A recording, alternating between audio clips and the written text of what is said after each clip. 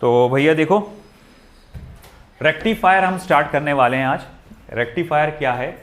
एक बहुत ही ज़बरदस्त इलेक्ट्रॉनिक कंपोनेंट है जो ऑर्डिनरी पीएन जंक्शन डायोड का इस्तेमाल करके हमको एसी सिग्नल को डीसी सिग्नल में कन्वर्ट करके देता है। जैसे आपको सभी को मालूम है कि ये जो हमारे पावर सप्लाई है, यहाँ पर आ रहा है करंट, वो एसी करंट है ना।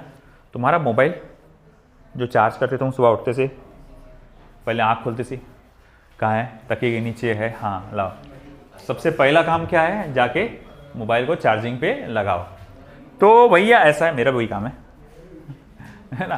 तो भैया ऐसा है कि आप वहाँ जो लगाते हैं तो मोबाइल जो ऑपरेट करता है, आपका मोबाइल की जो बैटरी है वो डीसी है ना, डीसी पावर बैंक है वो, और वहाँ आने वाला क्या है? एसी। अब भैया ऐसा है कि एसी को फिर पहले डीसी में कन्वर्ट करना ज़रूरी है। तो एक सिस्टम होता है चार्जर के अंदर जिसको हम लोग रेक्टिफायर कहते हैं, है ना। मगर रेक्टिफायर एक स्टेप है, उसके बाद बहुत सारे स्टेप्स आते हैं। रेक्टिफायर के बाद फिल्टर आता है, फिल्टर के बाद वोल्टेज रेगुलेटर आता है, फिर उसके बाद आपका जाके वहाँ पर आपको डीसी पूरा मिलता है अच्छे से। मगर पहला स्टेप रेक्टिफायर जो कि आपके एसी सिग्नल को पल्सेटिंग डीसी सिग्नल में कन्वर्ट करता है। पल्सेटिंग है ना, रुक रुक के जिसको हम लोग कहते हैं, वो डीसी सिग्नल में कन्वर्ट करता है, तो हम लोग उसे कहते हैं रेक्टिफायर। तो चलो डिफाइन करते हैं रेक्टिफायर क्या है। An electronic device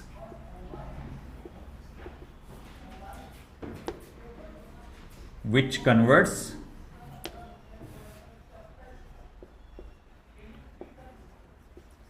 AC signal या AC voltage into pulsating DC voltage is called as rectifier, है ना। एक एसी वोल्टेज को पल्सेटिंग डीसी वोल्टेज में कन्वर्ट करता है, उसे रेक्टिफायर कहते हैं, है ना। रेक्टिफायर के कुल मिला के 3 टाइप्स होते हैं। एक होता है हाफ वेव रेक्टिफायर, HWR से हम लोग रिप्रेजेंट करते हैं। एक होता है फुल वेव रेक्टिफायर। तीसरा होता है फुल वेव ब्रिज रेक्टिफायर, जिसमें से ये हमारे काम का नहीं है अभी फिलहाल। है हालांकि बुक्स में आपको दिखेगा ये फिर भी, मगर है नहीं इसके ऊपर न्यूमेरिकल्स, उस पर नहीं है, मतलब इस पर कोई क्वेश्चन नहीं आते, ये हमारे सिलेबस में है नहीं, एनसीईआरटी में है ही नहीं हो। तो हम फोकस करेंगे half wave rectifier and full wave rectifier पे। बहुत पहले वो था सिलेबस के अंदर, और वो जब से अभी तक के वो लोग किताबों में अभी भी उसको मेंशन करते हैं, मगर उस पर अब कई सालों से कोई क्वेश्चन नहीं है, कोई इसका वो नहीं, डिस्कशन नहीं है। थोड़ा जेई के हिसाब से जब पढ़ते हैं तो जेई में थोड़ा उसको डिटेल में पढ़ना पड़ता है, नीट के हिसाब से इतना डिटेल में करने की जरूरत नहीं है। तो चलो सबसे पहले देखते हैं हाफ वेव रेक्टिफायर क्या है, वो कैसे काम करता है, हम उसको देखेंगे। हाफ वेव रेक्टिफायर, सबसे पहला जो स्टेप होता है यहाँ पे, हमारे पास ये अल्टरनेटिंग ईएमएफ का सोर्स होता है। सबसे यहाँ पर एसी इनपुट है ना, ये इनपुट वोल्टेज आप यहां से सप्लाई करते हैं, और यहाँ एक ट्रांसफार्मर होता है, जनरली स्टेप डाउन ट्रांसफार्मर होता है, क्योंकि ये जो वोल्टेज है वो बहुत हाई रहता है, हमें उतने वोल्टेज की ज़रूरत नहीं होती है ना। जैसे कि अब आप देखेंगे कि यहाँ पर हमारे को 220 वोल्टेज मिल रहा है, हमारा 15 वोल्ट भी मुश्किल से चार्जर काम करता है, तो बोले भैया इतने वोल्टेज की जरूरत नहीं है, सबसे पहला काम है आप वोल्टेज को कम करो। तो चलो ठीक है, ये स्टेप डाउन ट्रांसफार्मर की मदद से आप क्या करते हैं बेटा, वोल्टेज को कम करते हैं, ठीक है। फिर ये आगे हम देखते हैं कि बेटा ये अरेंजमेंट जाता है, और यहाँ रास्ते में एक मिल जाता है आपको ऑर्डिनरी पीएन जंक्शन डायोड। फिर उसके बाद ये पीएन जंक्शन डायोड जो है जाके कनेक्ट होता है एक लोड रेजिस्टेंस से। If you remember, load resistance सिर्फ एक आउटपुट रेजिस्टेंस होता है, एक आउटपुट डिवाइस होता है, और फिर उसके बाद ये हमारे आउटपुट है, निकालने के लिए टर्मिनल्स है, यहाँ से हम लोग आउटपुट गिनेंगे, ये टर्मिनल्स है जिससे आप क्या गिनते हैं, आउटपुट वोल्टेज, बाकी कुछ नहीं है, ठीक है। अब होता क्या है, देखो खेल कैसा होता है। सबसे पहले आप यहां से एक इनपुट वोल्टेज सोर्स प्रोवाइड करते हैं।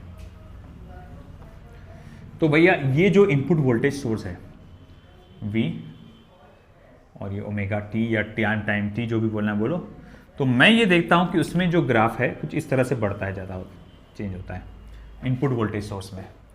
तो ये क्या देख रहे हैं बेटा आप इनपुट वोल्टेज सोर्स में कि वोल्टेज बढ़ रहा है, कम हो रहा है, डायरेक्शन रिवर्स होता है, फिर वोल्टेज बढ़ता है, फिर कम होता है, फिर डायरेक्शन रिवर्स होता है, वोल्टेज बढ़ता है, कम होता है एंड सो ऑन। आपके एसी वोल्टेज में और डीसी वोल्टेज में, डीसी वोल्टेज एक आइडियली डीसी वोल्टेज को ऐसा माना जाता है कि अगर ये कोई भी वोल्टेज है तो टाइम के हिसाब से ओमेगा टी के हिसाब से डीसी वोल्टेज एग्जैक्ट ऐसा आना चाहिए, आइडियली माना जाता है। एग्जैक्ट ऐसा नहीं होता है, थोड़ा बहुत कम ज्यादा होता रहता है, ऐसा कम ज्यादा थोड़ा ऐसा नहीं होता है, डीसी वोल्टेज कम ज्यादा होते रहता है। मगर इसमें और इसमें सबसे बड़ा फर्क क्या है, सबसे मेजर फर्क क्या है? तो सबसे मेजर फर्क है डायरेक्शन का। ये बार बार हर स्टेप पे डायरेक्शन रिवर्स करता है। मान लो ये सर्किट में अगर फ्लो हो रहा हो तो करंट थोड़ी देर के लिए क्लॉकवाइज, तो वापस से एंटी क्लॉकवाइज, फिर क्लॉकवाइज, फिर एंटी क्लॉकवाइज, ऐसा फ्लो होता है। मगर डायरेक्ट करंट के अंदर स्पेशलिटी है कि इसमें करंट सिर्फ एक डायरेक्शन में फ्लो होता है, किसी एक डायरेक्शन में फ्लो होता है, बार बार वो अपना डायरेक्शन चेंज नहीं करता। अच्छा चलो ठीक है, मान लिया कि अपना बार बार डायरेक्शन चेंज नहीं करता, मगर ये लेवल पे आने के लिए इसको क्या क्या कदमों से जाना पड़ेगा, क्या क्या चीजों से गुजरना पड़ेगा, ठीक है ना। तो सबसे पहले तो देखो यहां पर आपने देखा कि इस तरह का अरेंजमेंट है, आपने ये इस किस्म का इनपुट वोल्टेज यहां पर दिया है। अब यहां स्टेप डाउन ट्रांसफार्मर क्या करेगा, एग्जैक्ट यही वोल्टेज देगा या ऐसे ही सिग्नल देगा, मगर उसका लेवल थोड़ा सा कम रहेगा, इसका वोल्टेज क्या रहेगा, कम, है ना। यहां से आप आउटपुट देखेंगे तो बस वही इतना रहेगा कि थोड़ा सा छोटा हो गया, इसका इनपुट वोल्टेज क्या हो गया, छोटा हो गया। मान के चलो पॉजिटिव साइकिल का मतलब होता है कि करंट क्लॉकवाइज फ्लो होगा, नेगेटिव साइकिल का मीनिंग होता है करंट एंटी क्लॉकवाइज फ्लो होता है। क्लॉकवाइज है ना, पॉजिटिव साइकिल का मतलब है कि यहां करंट क्लॉकवाइज फ्लो होने वाला है इस सर्किट में से, और नेगेटिव साइकिल का मतलब है कि इस सर्किट में से करंट एंटी क्लॉकवाइज फ्लो होगा। तो चलो अब हम लोग इमेजिन करते हैं इसको। तो मान लो कि शुरुआत में यहां पर करंट क्लॉकवाइज फ्लो हो रहा है, तो भैया हाँ ठीक है, यहां पर करंट क्या हो रहा है, क्लॉकवाइज फ्लो हो रहा है, जिसके कारण धीरे धीरे करंट बढ़ता जा रहा है या वोल्टेज बढ़ता जा रहा है। तो वोल्टेज बढ़ने के कारण करंट भी बढ़ेगा, और हम देखते हैं उसके कारण मैग्नेटिक फील्ड भी बढ़ेगा, और जब ये मैग्नेटिक फील्ड बढ़ता जाएगा तो उसका असर किस पे पड़ेगा, सेकेंडरी कॉइल पे, और यहां इंड्यूस्ड ईएमएफ जनरेट होगा। मान लो कि वो भी इंड्यूस्ड ईएमएफ जो जनरेट हो रहा है लो वोल्टेज का, है ना, वो भी क्लॉकवाइज जनरेट हो रहा है कि नहीं। अब अगर ये क्लॉकवाइज जनरेट हो रहा है तो मतलब करंट ऐसा फ्लो होने की कोशिश करेगा। मैं बोलूंगा डायोड को जरा देखो, तो डायोड से कहां कैसे जाएगा करंट, तो बोले ऐसा जाएगा। करंट हमेशा कहां से कहां जाता है, हाई पोटेंशियल से लो पोटेंशियल, या पॉजिटिव टर्मिनल से नेगेटिव टर्मिनल। अब अगर करंट ऐसा फ्लो होने की कोशिश कर रहा है, मतलब ये पॉजिटिव टर्मिनल है, ये नेगेटिव टर्मिनल है, मतलब ये हाई पोटेंशियल पे है और ये लो पोटेंशियल पे है। अगर किसी भी डायोड का पी रीजन हाई पोटेंशियल पे और एन रीजन लो पोटेंशियल पे होता है, तो वो क्या होता है, फॉरवर्ड बायस। फॉरवर्ड बायस का मतलब क्या हुआ, स्विच ऑन, दरवाजे खोल दो। याद है ना forward bias, reverse bias. Forward bias वो क्या कर रहा था, दरवाजे खोल दे रहा था, करंट को जाने दे रहा था। और रिवर्स बायस, अगर ब्रेकडाउन वोल्टेज तक आप नहीं पहुंचे हो, अगर ब्रेकडाउन वोल्टेज तक आप नहीं पहुंचे हो, तो उसने दरवाजे क्या करके रखा था, बंद करके रखा था। Got that. तो भैया हमने कहा कि ये फॉरवर्ड बायस है। अब अगर ये फॉरवर्ड बायस है तो करंट को जाने देगा, ये करंट जाएगा, उसमें से जाएगा, रास्ते में इसको कौन मिलेगा, लोड रेजिस्टेंस मिलेगा, और according to the value of load resistance फिर यहां पर आपको एक आउटपुट मिलेगा। तो बोले कैसा आउटपुट मिलेगा, कुछ इस तरह से आउटपुट मिलेगा, है ना, इस तरह से। ओके, तो हम लोग ने कहा कि अच्छा ठीक है, ये यहां से यहां तक जब साइकिल चला तो आउटपुट आपको ऐसा मिल रहा है कि नहीं, ये समझ में आया आपको। फिर उसके बाद क्या हुआ, नेगेटिव साइकिल पे पहुंचे आप। नेगेटिव साइकिल मतलब क्या, अब यहां पर करंट कैसा फ्लो होने वाला है, एंटी क्लॉकवाइज। अब ऐसा है कि करंट यहां पर एंटी क्लॉकवाइज फ्लो होगा, मान लो जिसके कारण इंड्यूस करंट यहां पर वो भी एंटी क्लॉकवाइज फ्लो होने लगा, है ना। अब अगर इंड्यूस करंट भी यहां पर एंटी क्लॉकवाइज फ्लो होने लगा, मतलब ये ऐसा जाके ऐसे घुसने की कोशिश करेगा। अब अगर ऐसा जाने की कोशिश करेगा, हमें मालूम है करंट की आदत है कि वो पॉजिटिव टर्मिनल से नेगेटिव यानी हाई पोटेंशियल से लो पोटेंशियल की तरफ ट्रैवल करता है। तो ये रहेगा हाई पोटेंशियल और ये रहेगा लो पोटेंशियल, ये रहेगा हाई पोटेंशियल और ये रहेगा लो पोटेंशियल। अब अगर ये हाई पोटेंशियल है, ये लो पोटेंशियल है, तो भैया ये क्या हो गया, रिवर्स बायस। अब अगर ये रिवर्स बायस हो गया तो ये अपने दरवाजे क्या कर देगा, करंट के लिए बंद कर देगा। अब यहां से करंट जा पाएगा क्या भैया, दरवाजा बंद, खटखट खोलो, कोई नहीं आ जा रहा है ना, जाने के लिए दरवाजे को खुलता ही नहीं दरवाजा, तो करंट जा ही नहीं सकता। तो अब ऐसा है कि यहां कोई सिग्नल नहीं मिलेगा, फिर output voltage zero, blank signal, है ना। अब उसके बाद फिर से ये पॉजिटिव साइकिल आएगा, फिर से क्या आएगा, पॉजिटिव साइकिल आएगा। जब फिर से पॉजिटिव साइकिल आएगा तो फिर से क्या होगा, करंट क्लॉकवाइज फ्लो होने लगेगा, है ना। फिर से करंट क्लॉकवाइज फ्लो होने लगेगा, और जब फिर से करंट क्लॉकवाइज फ्लो होने लगेगा तो भाई हम देखेंगे फिर से ये क्या हो जाएगा, फॉरवर्ड बायस। भाई तुम जल्दी करो ना, जल्दी करो जरा। तो फिर से ये हो जाएगा फॉरवर्ड बायस। जैसे ये फॉरवर्ड बायस हुआ, इसने फिर से अपने दरवाजे खोला और फिर से फिर आउटपुट वोल्टेज कुछ आपको इस तरह से मिला, है ना। आपको आउटपुट वोल्टेज कुछ इस तरह से मिला, मतलब क्या नजर आ रहा है आपको, है ना, कि अब यहां पर आपका जो करंट था लगातार अल्टरनेट डायरेक्शन में फ्लो हो रहा था। पहले वो क्लॉकवाइज, फिर anti clockwise, clockwise anti clockwise. यहां पर माना कि करंट रुक रुक के आ रहा है, माना कि यहां करंट पल्स के फॉर्म में वैल्यू बढ़ रही है, कम हो रही है, मगर इस करंट की खासियत क्या है, ये सेम डायरेक्शन में है, सिर्फ एक सिंगल डायरेक्शन में आपको मिल रहा है। आया समझ में आपको। इसीलिए इसको हम लोग ने कहा कि ये हमारा पल्सेटिंग डीसी वोल्टेज है ना, पल्सेटिंग डीसी वोल्टेज है, ये हमारा आउटपुट वोल्टेज है। आया समझ में आपको यहाँ पे, है ना। ये हाफ वेव रेक्टिफायर का फंक्शन है। लिखो फटाफट।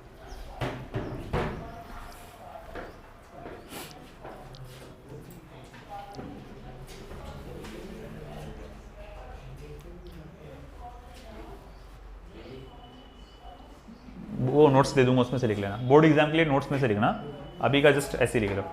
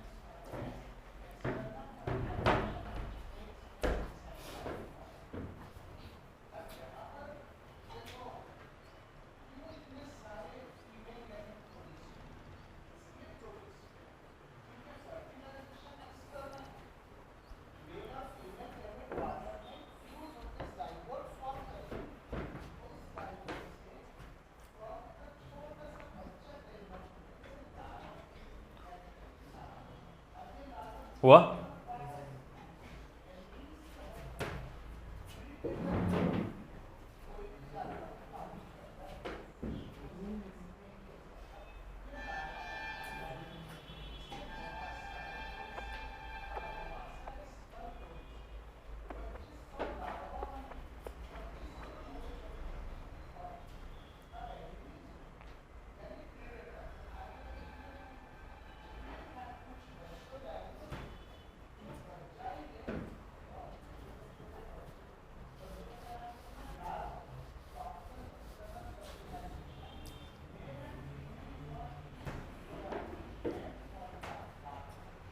अपन प्योरली रिड्यूस सिलेबस के हिसाब से ले रहे हैं, तो इसीलिए कुछ भी चीज़ें ओमिट होते आ रही है इसके अंदर।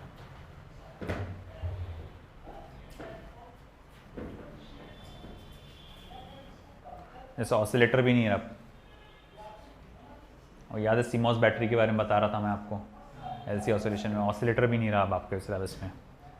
तो डायरेक्ट अपने को स्पेशल डायोड्स के बाद, है ना, देखो मैं क्या करूँगा, स्पेशल डायोड्स के बाद मैं डायरेक्ट लॉजिक गेट्स के पर जाऊँगा, मैं लॉजिक गेट्स, है ना, फिर आऊँगा ट्रांजिस्टर पे, क्योंकि ट्रांजिस्टर ऐसा है, हालांकि ट्रांजिस्टर से ही लॉजिक गेट बनता है, मगर उसके फंक्शन को डिटेल में देखना नहीं है। मगर जैसा ट्रांजिस्टर इन लोग के बोर्ड में है, तो रिपीटर्स के लिए वो नहीं है उसके अंदर, एनसीआर मतलब उसके अंदर नीड में नहीं है।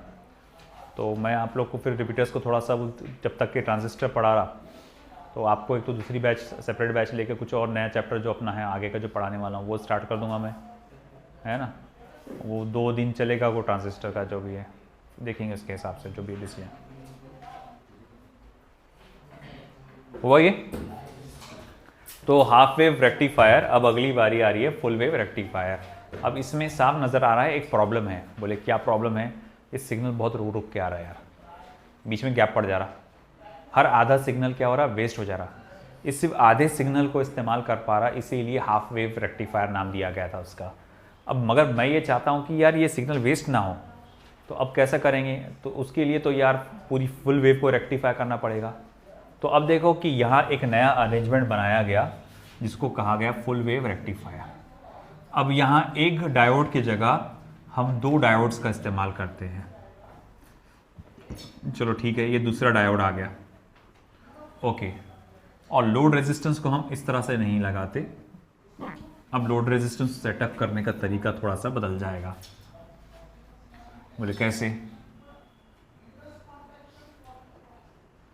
तो देखो ये यहाँ से ये सेंटर टैपिंग है ट्रांसफार्मर का।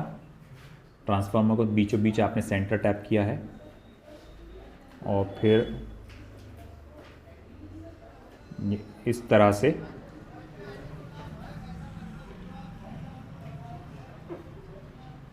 लोड रेजिस्टेंस कुछ ऐसा आएगा। और ये 2 आउटपुट टर्मिनल्स है आपके।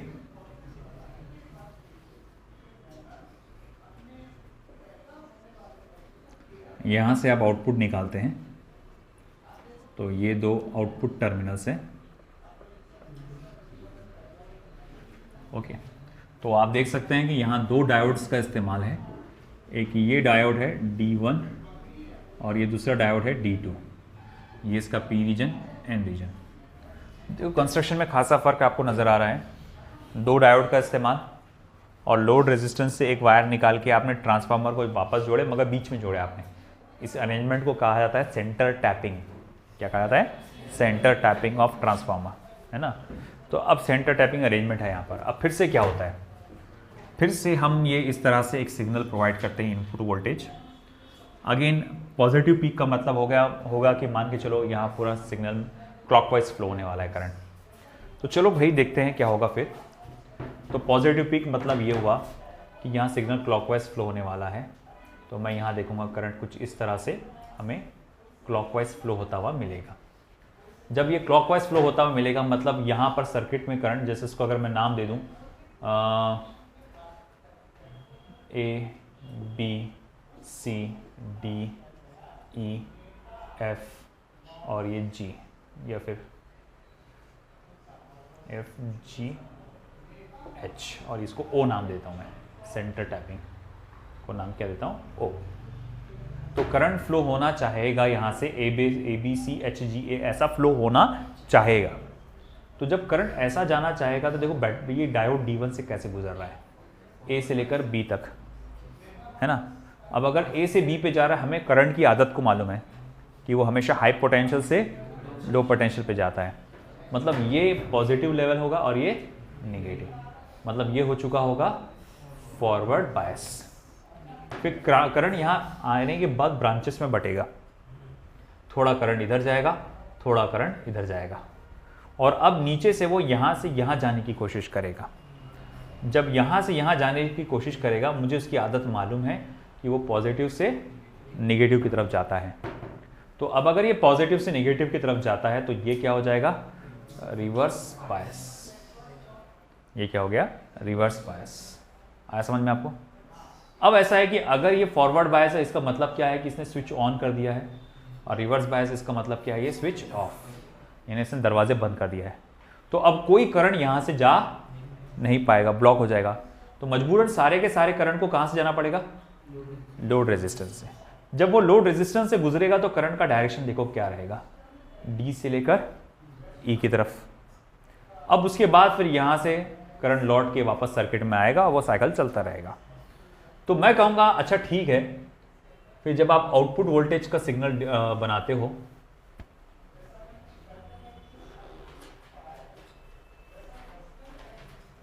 तो भैया ये आउटपुट वोल्टेज और ये ओमेगा टी। तो जब ये पॉजिटिव पीक आया था तो यहाँ पर भी पॉजिटिव पीक आएगा और लोड रेजिस्टेंस में भी आपको पॉजिटिव पीक मिलेगा, है ना। क्योंकि बोले भाई पॉजिटिव पीक क्यों मिलेगा? क्योंकि यहाँ करंट क्लॉकवाइज फ्लो हो रहा था, और यहाँ पर भी करंट क्लॉकवाइज फ्लो हो रहा था और ये डायोड कंडक्ट कर रहा था और करंट को यहाँ से यहाँ जाने दे रहा था और ये एक पर्टिकुलर डी से ई पे जाने दे रहा था। तो मैं कहूँगा अच्छा ठीक है, तो इस डायरेक्शन के हिसाब से मान लो कि मैंने ये ऐसा ग्राफ बनाया। बोले आप ऐसा क्यों बना रहे? क्योंकि जब ये इनपुट वोल्टेज बढ़ेगा तो यहाँ इंड्यूस्ड करंट बढ़ेगा और यहाँ का फिर लोड आउटपुट वोल्टेज भी बढ़ेगा। समझ रहे ना? इनपुट वोल्टेज जब धीरे धीरे बढ़ता जाएगा तो इसमें से बहने वाला करंट बढ़ेगा, तो इसमें से बहने वाला करंट बढ़ेगा।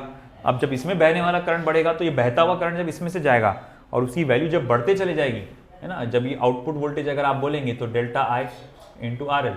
ये डेल्टा आई क्यों? क्योंकि भैया करंट चेंज हो रहा है ना। तो जैसे जैसे करंट की वैल्यू बढ़ेगी, लोड रेजिस्टेंस तो कांस्टेंट है, जैसे जैसे करंट की वैल्यू बढ़ेगी तो आउटपुट वोल्टेज भी क्या होगा? बढ़ता चला जाएगा और इस हिसाब से पीक आपको ऐसा मिलेगा। फिर आगे क्या? फिर नेक्स्ट बात, जब निगेटिव साइकिल आया तो क्या होगा? जब निगेटिव साइकिल आया तो करंट ने अपना डायरेक्शन चेंज किया। अब वो पहले क्लॉकवाइज था, अच्छा पुराना सिग्नल के हिसाब से रह गया वो डायरेक्शन। अब मान लो जो करंट पहले इस तरह से क्लॉकवाइज फ्लो हो रहा था ऐसा, हाँ, अब एंटी क्लॉकवाइज फ्लो होने लगेगा। अब करंट एंटी क्लॉकवाइज फ्लो होने लगेगा। अब अगर करंट एंटी क्लॉकवाइज फ्लो होने लगेगा तो ये करंट अब ऐसा घूमना चाहता है।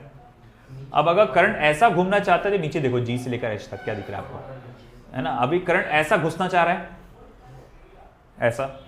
तो करंट जब ऐसा घुसना चाह रहा है, मुझे मालूम है करंट की आदत क्या है कि वो पॉजिटिव से निगेटिव की तरफ जाता है। तो अब ये पॉजिटिव हो जाएगा और ये निगेटिव हो जाएगा। तो अब ये अगर पॉजिटिव निगेटिव हो गया तो ये अब क्या हो जाएगा? फॉरवर्ड बायस, यानी स्विच ऑन। और इसी वक्त ये ऐसा जाने की कोशिश करेगा करंट, तो ये पॉजिटिव हो जाएगा और ये नेगेटिव हो जाएगा। तो अब वो क्या हो जाएगा? रिवर्स बायस, है ना? वो क्या हो जाएगा? Reverse bias. मतलब ये वाला डायोड D2 कंडक्ट करेगा और डायोड D1 अपने दरवाजे बंद कर देगा। अब बोलेगा करंट को ठीक है तुम जाओ, जितना जाना चाहते चले जाओ मेरे पास से, मगर ये वाला डायोड D1 दरवाजे बंद, कोई जरूरत नहीं जाने की। बोले जहां से जाना जाओ, यहां से तो नहीं गुजरेंगे तुम। तो अब करंट को यहां से अंदर घुसने का तो चांस नहीं है, तो मजबूरन उसको कहां से जाना पड़ेगा? यहां से जाना पड़ेगा, लोड रेजिस्टेंस से। अब जब दूसरी बार भी जब करंट लोड रेजिस्टेंस से पास होगा, देखो कहां से कहां जा रहा है वो? डी से ई। मतलब करंट का डायरेक्शन क्या मिला आपको? सेम मिला। तो अब जैसा फिर से वही होगा, जब बढ़ता हुआ करंट पास होगा तो आउटपुट वोल्टेज ज़्यादा, जब वो करंट कम होगा तो आउटपुट वोल्टेज कम। तो फिर आपको एक इस तरह का ग्राफ मिलेगा, है ना? फिर वंस अगेन पॉजिटिव साइकिल, फिर वंस अगेन ये डायरेक्शन चेंज हो गया, क्लॉकवाइज हो गया। फिर वंस अगेन ये फॉरवर्ड बायस हो गया, वंस अगेन ये रिवर्स बायस हो गया। फिर से वो करंट इस तरह से पास होगा, फिर से एक पॉजिटिव पीक, है ना? फिर वापस से एक नेगेटिव साइकिल, फिर वापस से करंट एक्सचेंज, करंट ने अपना डायरेक्शन रिवर्स किया, ये रिवर्स बायस हो गया, ये फॉरवर्ड बायस हो गया, और फिर इसने फिर से अलाउ किया और फिर से करंट। तुम चाहे कुछ भी देखो, यहां कुछ भी साइकिल हो, पॉजिटिव नेगेटिव, लोड रेजिस्टेंस से करंट तो एक ही डायरेक्शन में फ्लो हो रहा है ना? और इसी कारण से आपको ये इस तरह से आउटपुट मिलता है। तो ये पल्सेटिंग डीसी आउटपुट आपको इस तरह से यहां पे मिलेगा। लिख लो।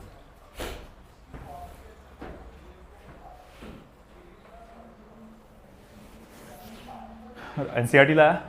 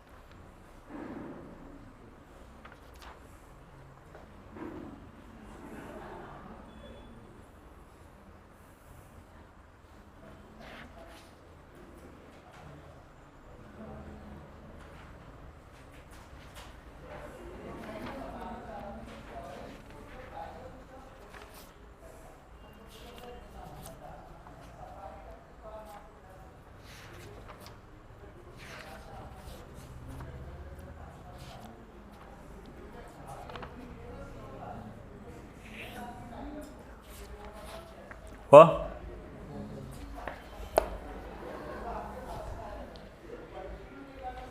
थोड़ा दरवाज़ा बंद करते बड़े आके नौशाद।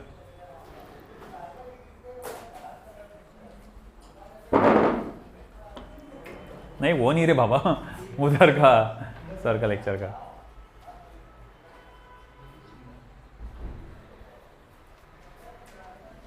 ये तो मैं भी कर सकता था।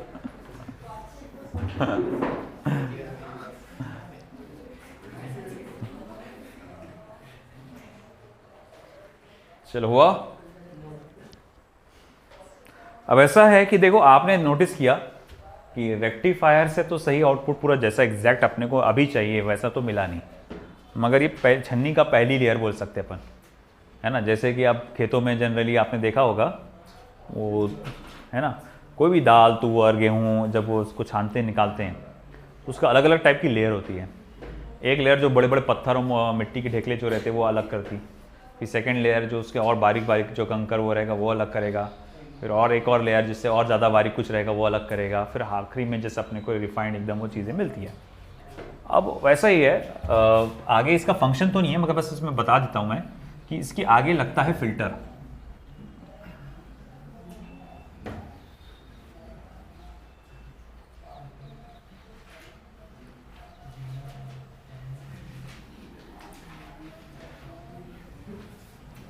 तो देखो भाई, फिर जस्ट हम उसके बाद ऐसा देखते हैं कि यहाँ लगता है फिल्टर। जैसा कि अगर हम लोग कहेंगे कि ये हमारा रेक्टिफायर है, ये आपका रेक्टिफायर है और ये इनपुट टर्मिनल्स है और यहाँ से आप एसी सोर्स देते हैं, और ये है आपका आउटपुट टर्मिनल XY। यहाँ होगा आपका कैपेसिटर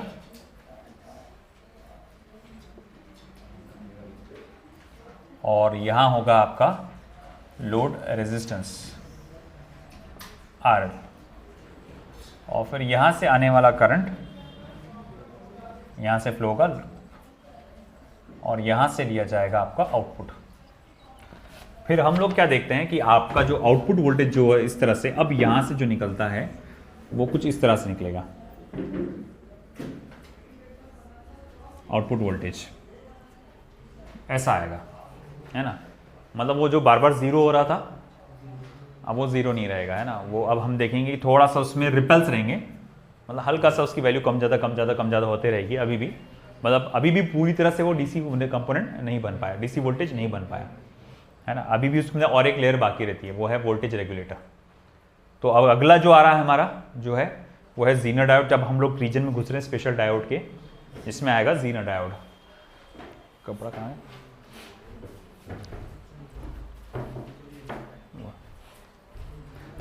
तो अब हम लोग जाएंगे स्पेशल डायोड्स में, जिसमें हम लोग देखने जा रहे हैं ज़ीनर डायोड।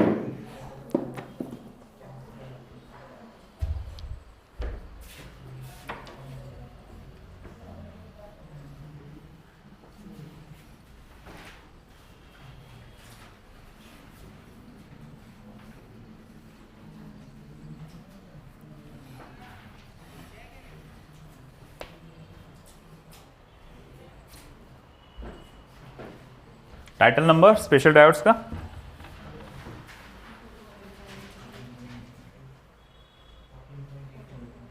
14.8, ठीक है 14.8। क्या है उसको पूरा नाम बोलो? हाँ, special purpose PN junction diode. तो special purpose PN junction diode. अब ये क्या है special purpose PN junction diode? उसमें हम लोग देखने वाले हैं कौन कौन से डायोड। हम लोग देखेंगे सबसे पहले तो ज़ीनर डायोड, दूसरा देखेंगे फोटो डायोड,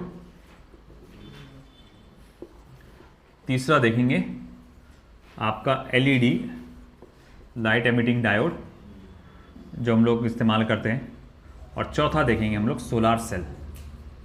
तो ये चार चीज़ें हम लोग देखने वाले हैं special purpose PN junction diode में। ज़्यादातर थ्योरेटिकल पार्ट है, सिर्फ ज़ीनर डायोड थोड़ा सा मैथमेटिकल पार्ट आएगा, मगर ज़्यादातर थ्योरेटिकल पार्ट है। तो चलो स्पेशल पर्पस डायोड में सबसे पहले है ना जीना डायोड। अच्छा, मैं अगर आपसे पूछूं लकड़ी की स्केल में और स्टील की स्केल में फ़र्क क्या आएगा, तो लकड़ी की स्केल, स्टील की स्केल थोड़ा लकड़ी की स्केल से कैसी है, फ्लेक्सिबल है, आप उसको जब इतना चाहे उसको मोड़ सकते हैं, है ना। मगर वैसा अगर मैं लकड़ी की स्केल को तो मोड़ना चाहूँगा तो क्या हो जाएगा, टूट जाएगा। तो कोई चीज़ अगर फ्लेक्सिबल रही, है ना, तो उसको मोड़ना, बेंड करना, उसको डिफॉर्म करना आसान होता है। मगर कोई चीज़ अगर रिजिड है, एकदम ठोस है, तो उसको डिफॉर्म करना कैसा है, मुश्किल है। वैसे ही किया गया यहाँ पर, उसी बात को ध्यान में रखते हुए कि यहाँ पर हम लोग जानते हैं कि रिवर्स बायस मोड में किसी भी पीएन जंक्शन डायोड को अगर आप ऑपरेट करेंगे, है ना, तो हम जानते हैं कि उसका डिप्लीशन लेयर यानी पोटेंशियल बैरियर डिस्ट्रॉय हो जाता था और वो हमेशा के लिए डिस्ट्रॉय हो जाता था, कोई काम का नहीं बचता था। तो अब ऐसा है कि यार ये तो कोई काम का नहीं बचा, डायोड खराब हो गया। मगर एक साइंटिस्ट ने सोचा यार उसमें एक खासियत है रिवर्स बायस मोड में। बोले क्या खासियत है, तो बोले भैया ऐसा है कि जब आपने नोटिस किया होगा कि जब हम रिवर्स वोल्टेज बढ़ाते हैं तो करंट तो लगातार बढ़ता जाता है, रिवर्स सैचुरेशन करंट तो लगातार बढ़ते जाता है, मगर वोल्टेज लगातार कैसा रहता है, कांस्टेंट रहता है ना। तो ऐसा है कि वोल्टेज तो बहुत घातक होता है, असल तो घातक वोल्टेज ही होता है ना। तो किसी तरह से वोल्टेज अगर हम लोग किसी डिवाइस में मान लो फ्लक्चुएशन होता, हाई वोल्टेज होता, आपने देखा होगा अक्सर कि जब घर में वोल्टेज अचानक से बढ़ जाता है, आपके घर वाले बोलते हैं कि भाई टीवी फ्रिज जो भी है उसको बंद करो फटाफट, ख़राब हो जाएगा करके, हो बोला होगा कभी ना कभी, है ना, क्योंकि आपको मालूम है हाई वोल्टेज से भी वो चीज़ें डैमेज हो सकती है। मगर आपके घर में अगर वोल्टेज स्टेबुलाइजर है, एक्चुअल है वोल्टेज स्टेबुलाइजर, अपन उसको बोलते हैं स्टेपलाइजर, है ना, स्टेबुलाइजर है वो, स्टेपलाइजर कर डाले अपन इसको, तो वोल्टेज स्टेबुलाइजर है तो घबराने वाली कोई बात नहीं। आपने नोटिस किया होगा अक्सर जहां फ्रिज लगाया जा रहा, तो फ्रिज के पास का जो सॉकेट एकदम बड़ा सॉकेट होता है, उसमें लाइट वाइट लगी रहती है, बटन भी थोड़ा मोटा बड़ा रहता है, क्योंकि असल में वहाँ पर स्टेबलाइजर रहता है। ये आपका एसी जहाँ लगाया जाता है, ख़ासतौर से हाई वोल्टेज का जो रहता है वहाँ पर फ्लक्चुएशन होने के चांसेस रहते हैं, तो वहाँ पर भी स्टेबलाइजर लगाया जाता है ना। तो अब ऐसी बात है कि भैया जहाँ वोल्टेज स्टेबलाइजर हम लोग लगाते हैं तो असल में वहाँ जीनो डायोड का ही इस्तेमाल करते हैं कि कभी अगर बाई चांस मान लो करंट बढ़ गया, अचानक से वोल्टेज, इनपुट वोल्टेज बढ़ गया, तो भाई फ्लक्चुएशन अचानक से बढ़ गया, तो उससे क्या होगा, तो बोले भैया आपको भले ही करंट बढ़ रहा होगा मगर वोल्टेज कैसा रहेगा, कांस्टेंट रहेगा, वो बैलेंस रहेगा। तो ये सब होता कैसे है, तो बोले भैया हम लोग क्या करते हैं, एक स्पेशली डिज़ाइन करते हैं सेमीकंडक्टर डायोड को, specially design semiconductor diode, specially design semiconductor diode, है ना, operated in reverse bias mode, उसको जिसको रिवर्स बायस मोड में ऑपरेट किया जाता है, such that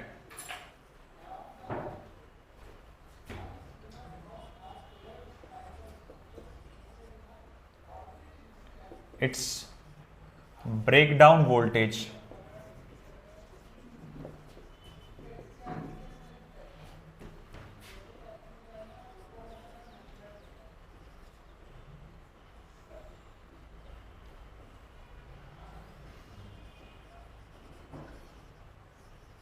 is arranged according to our need। तो इस तरह से उसका ब्रेकडाउन वोल्टेज अरेंज किया जाता है जैसे कि हमको उसकी ज़रूरत है, जितनी वोल्टेज की हमें ज़रूरत है।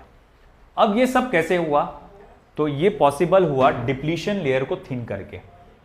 आपने डिप्लीशन लेयर को क्या करे, थिन कर दिए, पतला कर दिए, है ना, पतली सी चीज़, कोई पतली चीज़ अगर मोटी चीज़ तोड़ना मुश्किल जाएगा, उसको तोड़ेंगे तो एक बार डिफॉर्म हो जाएगा हमेशा के लिए, तो डिप्लीशन लेयर को थिन करके। क्योंकि ऐसा था कि जब डिप्लीशन लेयर थिक होता है, बहुत मोटा होता है डिप्लीशन लेयर, तो उसको तोड़ने में बहुत एनर्जी लग जाती है। जब उसको तोड़ने में बहुत एनर्जी लग जाती है तो डायोड डिस्ट्रॉय हो जाता है ना। वहीं अगर डिप्लीशन लेयर पतला रहा, है ना, तो उसको तोड़ने के लिए ज्यादा एनर्जी नहीं लगेगी। अगर उसको तोड़ने के लिए ज्यादा एनर्जी नहीं लगेगी तो ज्यादा हीट जनरेट नहीं होगी। और अगर ज़्यादा हीट जनरेट नहीं होगी तो हमारा डायोड डिस्ट्रॉय नहीं होगा। आई के बात समझ में आपको, है ना। इसी कारण से हम लोग क्या करते हैं कि डिप्लीशन लेयर को यहां पर थिन रखते हैं। वो कैसे होता है? By increasing the doping level, है ना। ये आप क्या करते हैं, डोपिंग लेवल बढ़ाकर। तो अब उससे क्या हो गया कि डिप्लीशन लेयर पतला हो गया डोपिंग लेवल बढ़ाने का। इसे अब जो पोटेंशियल ब्रेकडाउन वोल्टेज था वो आपका कम हो जाएगा, और अब ब्रेकडाउन वोल्टेज कम हो गया, अब उसको तोड़ना आसान हो गया और कम वोल्टेज पे टूट सकता है। तो अब इससे फायदा ये हुआ, हम जब चाहते हैं, जिस जगह पे चाहते हैं, जिस वैल्यू का चाहते हैं, उस वैल्यू का ब्रेकडाउन वोल्टेज सेट कर सकते हैं। जैसा मैं चाहता हूं कि भैया मेरा फ्रिज जो मैं लगा रहा हूं 220 वोल्ट की सप्लाई पे लगा रहा हूं, 220 वोल्टेज से ज्यादा होना ही नहीं चाहिए यहां पर सप्लाई।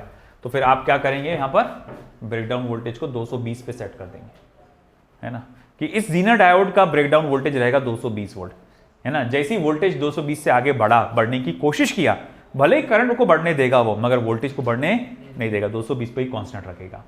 कहीं कहीं 110 का होता है ना। जैसे कि आपके जो ट्रेन वेन होते हैं, ट्रेन के अंदर के जो पंखे होते हैं, उसकी जो एसी होती है वो 110 पे काम करती है। ट्रेन में भी एसी होती है ना भाई, तो वो सब 110 वोल्ट पे काम करते हैं, है ना। पंखे वंखे जो कहा जाएगा, पहले हुआ करते थे 220 का, अभी जो नया फॉर्मेशन आया, क्योंकि अपने लोग इतने जबरदस्त है ना, वो पंखे निकाल के घर पे लगाते थे वो, है ना। तो भैया ऐसे है, तो इसीलिए क्या करें उन्होंने, सरकार ने क्या किया, अरे जान दो साला, इनका एक काम करे, वोल्टेज सप्लाई कम कर देते, उसको जो नीड है 110 का डाले उन्होंने, है ना। तो अब उससे क्या हो रहा कि तुम जाओ लगाओ, क्या करते ले जाके, चलता ही नहीं पंखा, है ना। लोग मगर माहिर फिर भी चुराते उसको, क्यों? भंगार में बेचेंगे, लोहे का पैसा आएगा। अति लोग है ना अपने। तो भैया ऐसा है कि वही आपका जिस वक्त आपको ब्रेकडाउन वोल्टेज चाहिए उतना सेट कर दो, उसके हिसाब से वो ब्रेकडाउन हो जाएगा। और ऐसे डिवाइस को फिर एक स्पेशल आपने सिंबल से रिप्रेजेंट करना चालू कर दिया कि जीनर डायोड को अगर मैं रिप्रेजेंट करूंगा, जैसे मान लो कि ये पी एन जंक्शन डायोड की तरह ही है, ordinary P N junction diode की तरह, बस इसके जेड की तरह ही यहां पर टर्मिनल आ जाएगा, ये जो है जेड की तरह हो जाएगा, और ये निगेटिव और ये पॉजिटिव। हमेशा रिवर्स बायस मोड में ही ऑपरेट किया जाता है, ऐसे कभी भी फॉरवर्ड बायस मोड में ऑपरेट नहीं करते।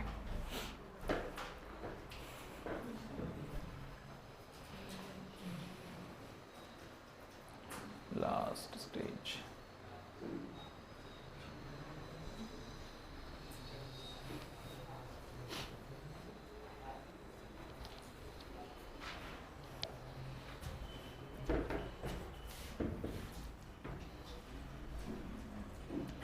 फिर Zener diode as a voltage regulator. तो जीनर डायोड का इस्तेमाल एक वोल्टेज रेगुलेटर की तरह।